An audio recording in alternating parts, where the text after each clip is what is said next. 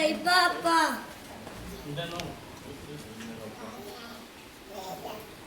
Kuya. Kain ni Papa. Nawala ka ni Papa. Hindi nakakita. Kaya ba ito na? Sige na, kain na.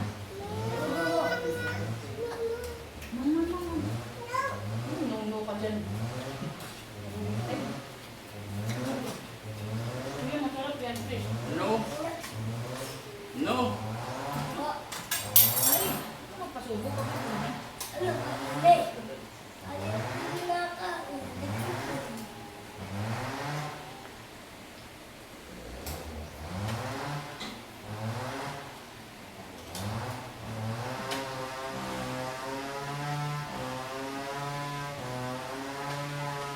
Kaso, hindi siya lasang sinubak pa. Parang steam.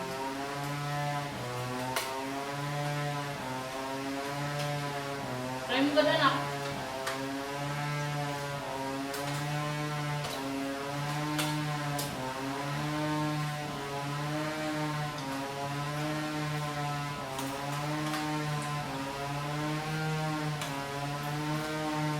Ano yan? Ginagawa na? Ha? Para sa tao.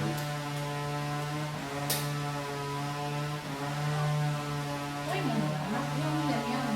Fish. Very good.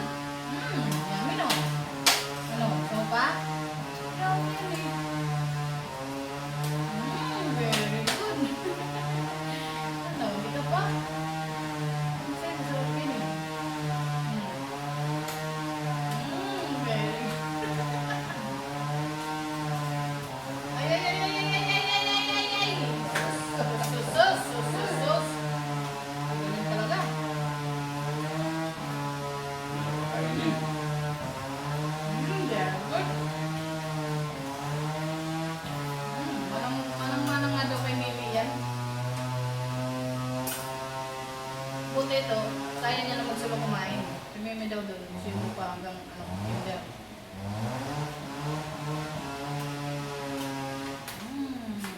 Yummy fish. Yummy.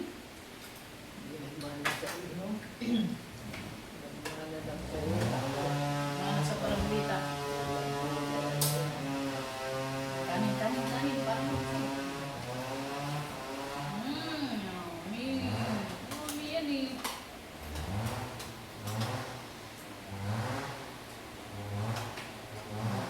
Pinag-aalabutan din yung trabaho sumakami. Mga pinsan ko dito. Tapos siya. Nagkabantayan, pero iniiwan niya lang, nilalakan niya lang. Lalak. Nilalakan lang ni Joseph.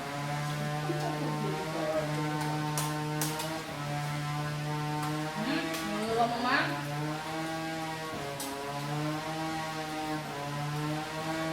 Kanin. Ayaw hindi ko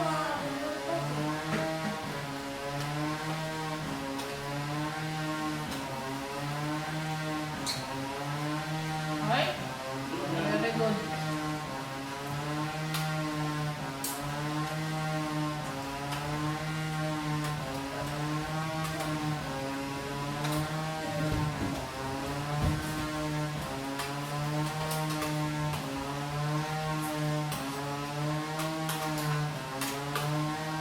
Pero yun! Kumain mo ba si Meryl ba? Si ano po, parang nakita ko na yun doon sa Asian eh. Trabaho. Doon siya sa may mga alak. Nagpaan tayo nun eh, nagpapalit ng dalat. Hanggang anong taon siya nun, Joseph?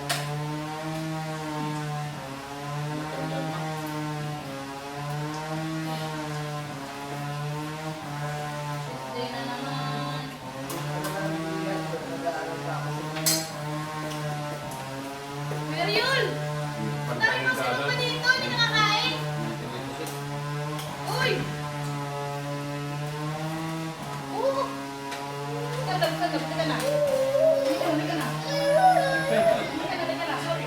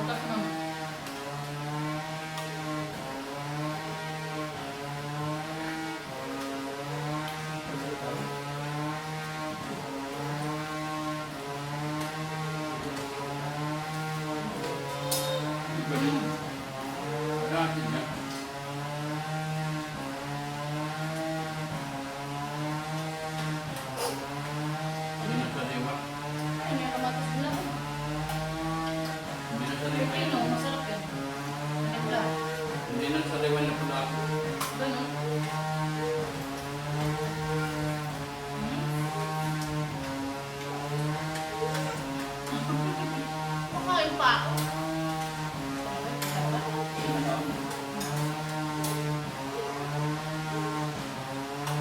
Kaya mo ng pet. Ganda niya. Tipid.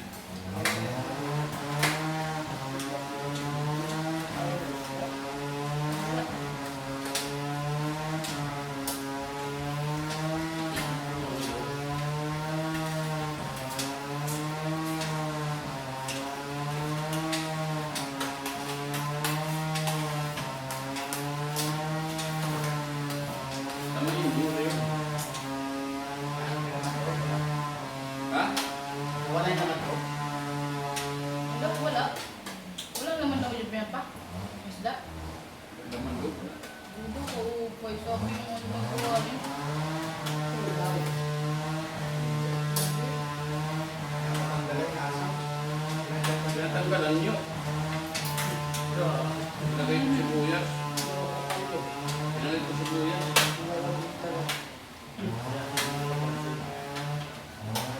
Malikot kasi si Joseph eh. Bilis yung kamay. Ilaw ng baboy na wala ibang buka. Kumakaan na. Pinapon daw niya. Yun naman. James, found grace. Ano sa atin ng salita. Pinag-iskatan. Mga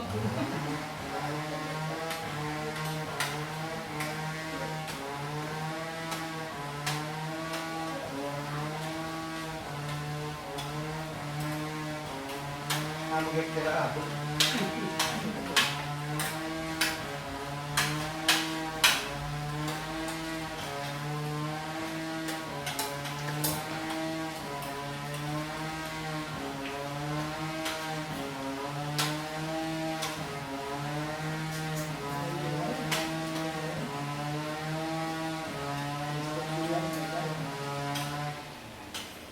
kumakain ng pipili mo. Doon sa Amerika, kapitbahay nila. Tapat ng bahay nila may nagpagawa ng bahay. Nagingubik. Maingay, katulad niya maingay. Sa iyan nila, hindi naman sila nagdiman, hindi naman sila nagreklamo. Dahil hindi naman yan palagi. Hindi naman yan palagi. Nagrenovate lang ng bahay ngayon. Ang ginawa daw ng nagpag-renovate dahil naingayan, feeling nila naiingayan yung mga kapitbahay. Binigyan sila ng pera. Kano ba yun? $50. Boy? Oo, binigyan mga kapitbahay ng nagpagawa, nagpa-renovate dahil feeling nga na magre-reklamo pa, naingayan. Tinanggap natin. Tanggap. Mga Amerikano, Pinoy. Buwan. Amerikano na negro. Porto ah. Ganun sila ba? Ganun sila ka. Serious. Dito sa atin, nung pagawa tayo ng bahay Carolita, nagreklamo yung mga kapitbahay dahil nakahulugan ng halong since ba napakapakan nila yung atin. Yung kapitbahay, nagreklamo sila pero hindi ako nagbigay. Reklamo ka tayo. Nahulugan ng simento, tapos napakapakan nila yung atin. Imbes na yung hero, pag ganun, na-flat na yung hero. Natulog pa. Tama si Ate Guli. Tulog na yung bahay namin, nagbaha, ang lakas ng tulog. Sabi ko, palitan mo ka ng hero. Bahala ka, pinalitan namin. Hindi pa rin, itulog pa rin. Tapos sabi ko, ayusin pa namin ate. Huwag na. Na lang daw kasi magpaparenovate naman daw sila. Ayun, hindi naman nagparenovate.